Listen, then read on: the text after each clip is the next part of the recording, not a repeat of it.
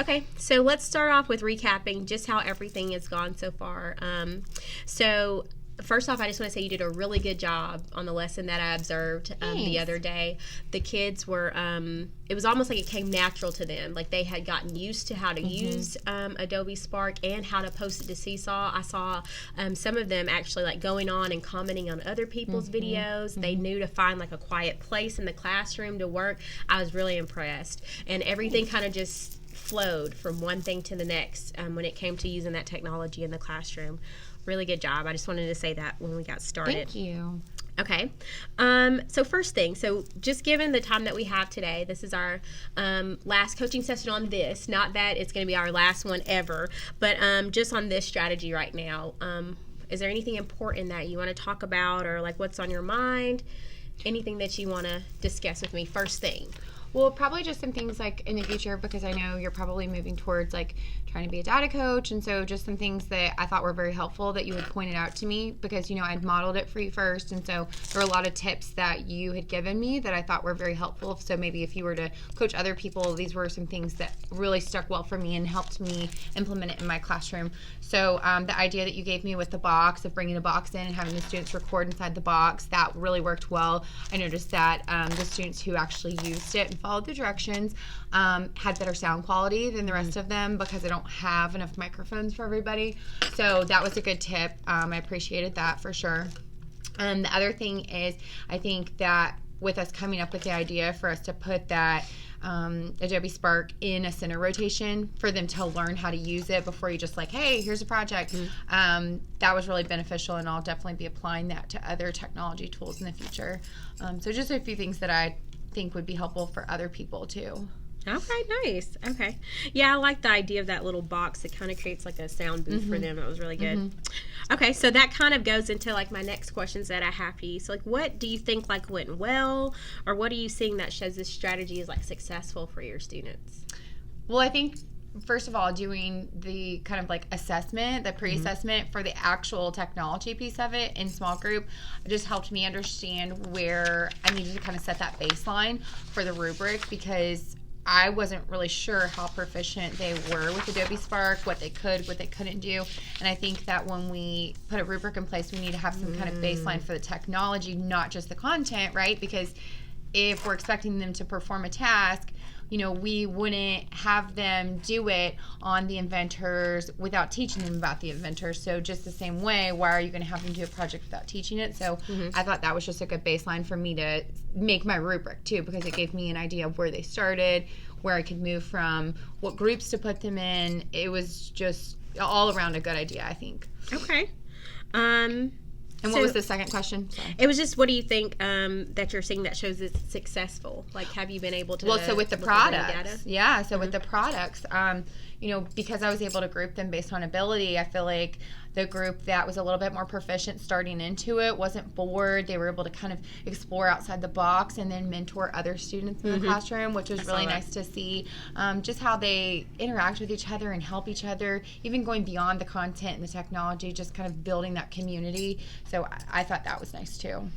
Were there any like obstacles or roadblocks or anything that surprised you, either good or bad?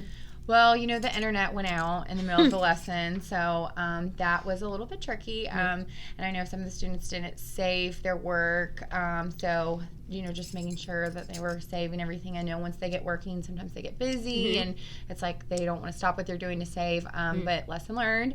So that was a little bit tricky, and I think that's kind of been my obstacle, like with using technology in general, is I'm always afraid the website's not going to work, or the internet's going to go out, or, you know, their work's going to get lost on some jump drive and be thrown, you know, and so that's like always been, I guess, my kind of drawback as to not using it. But then to see their engagement and how much they were able to help each other and build this community, and then the presentations, I mean, it was just really awesome. So, you know, there definitely was a roadblock there, but the internet came back on and it fixed itself. Yeah. Reviewing progress. Have you noticed or gathered any information about how the students have made progress toward the goal that we set for them? So with us posting on Seesaw, like you said, they were able to kind of post on each other, so they were able to give each other feedback, which not only showed me that they could do it themselves, but then they can also direct others, which is that higher level of thinking, right? So I liked that it was very self-directed. I wasn't completely involved in the process, but I was still able to conference with them in small group, kind of pull them while other people were independently working. So I think that the next time around that we do an Adobe Spark to kind of add to that digital library, because that was part of the goal, I think that we'll be able to move even in a step further to adding more effects or making a longer presentation, doing different types of voiceovers. I just think they can add more effects to it because now we're kind of at that baseline. We know what we're doing. I don't have to teach a lesson on Adobe Spark itself. I don't have to, get their progress because I know where they are based on the product. And what I really like about that is that when you use it across content areas, is that you have some kids that really love science and they really like we're learning about invertebrates and vertebrates and all that, like that's their thing, and they can really take that video to a new level. Some kids really like social studies, some kids really like math, and they can really excel in different ways. It doesn't just have to be paper pencil. They can give their knowledge in a more creative way. That's why I really like this strategy for you. And I think they're excited to see each other's products too. So then even though somebody might not be really interested in science, it's not their favorite subject, they still want to learn about it from somebody else. It just makes it more interesting than me standing up there and doing another lesson. So do you want to keep this strategy as it is, or do you want to tweak it? Are there any changes that you would like to make to it? I don't think so. I mean, I think it's going really well right now. I'm interested to see how we continue to progress in this skill, because I think that if I were to quit and kind of move on to something else now, it wouldn't give us enough time to really see this strategy through. I have a baseline, I understand their proficiency, individualized in the program. I think I want to move forward with now let's build that digital library. Because that was part of our goal, but that's something that's going to take time right now.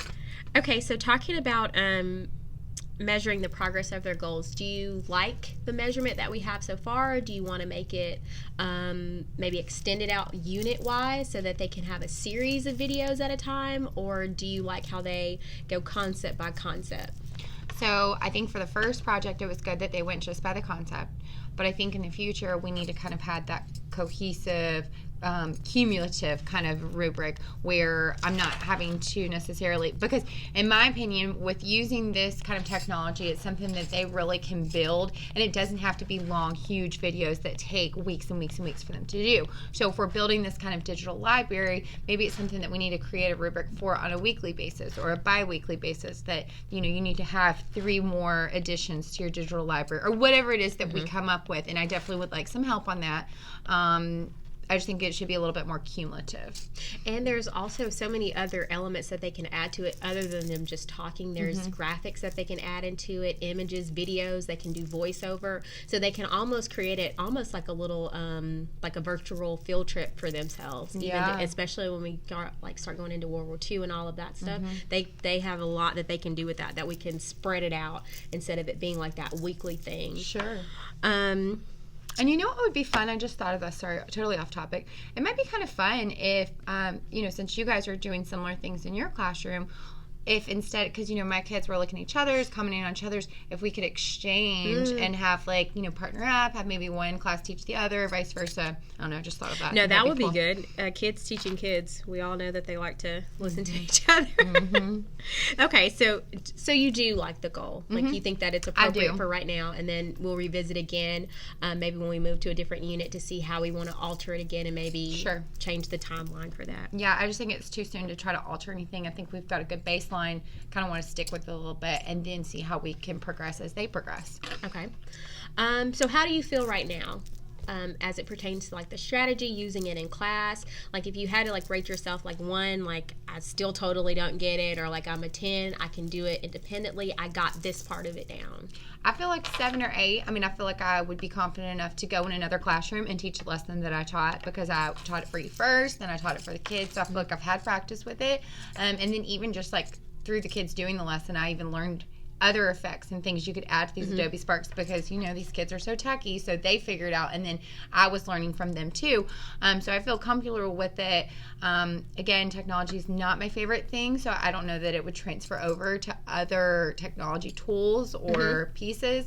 But with Adobe Spark in general, I'm feeling pretty comfortable right now. And I think this is a good niche to kind of stay in for a while, because they're becoming proficient in it, and then they can take this and apply it into other areas. Sure. So just because we're using it with social studies right now, then we can start applying it to math, to science, to language arts, to reading, and it'll seem new and different to them, but they're still using the same application. Absolutely. So when would you like to meet again? Well, so we have the break this week. Why don't we say, we have 3 weeks left before the end of the quarter. I think it would be nice to meet maybe like the Monday of the last week before the break, so that we can just talk about anything that we might need to do before the kids go on break. Maybe there's some project I can send them home with over the Christmas break. Okay. Yeah, because we did the lesson. They're still kind of finishing up. I have most of the products, but I have some still finishing. The Adobe Spark we just did. I'd like to have an opportunity to independently, without observation, try to implement another Adobe Spark, and then kind of touch base with you and see what we can put together as far as, again, where am I feeling? Where do we think the rubric needs to go? Can we get that cumulative piece together? Okay. And maybe what we can send the kids home with over break. Yeah, we can definitely do, because they can still be preparing for the project that they're going to be working in class, or whatever we want to do for the unit. Sure. Okay. So that kind of answers all of my questions that I have for you. We talked about you implementing the strategy. I can tell from when I observed you the other day that you do feel a lot more comfortable than the first time that we talked about it. And like I said, it just kind of really runs smoothly in your classroom, and they know what's expected of them. And when I saw them working around in the classroom, it's like they knew the routine to, like, get my iPad, this is where I go, this is how I set it up, and this is how I this is how I save, because we went through the whole thing about the saving. So they went through all of that, and it kind of just went from 20-minute rotation to 20-minute rotation, and it went really well. Thank you. So I think this is a great strategy to start off with, and then we can always tailor it and move on to something else if you want to in the future. Awesome. Well, thank you for all your help. I You're appreciate welcome. it. You're welcome.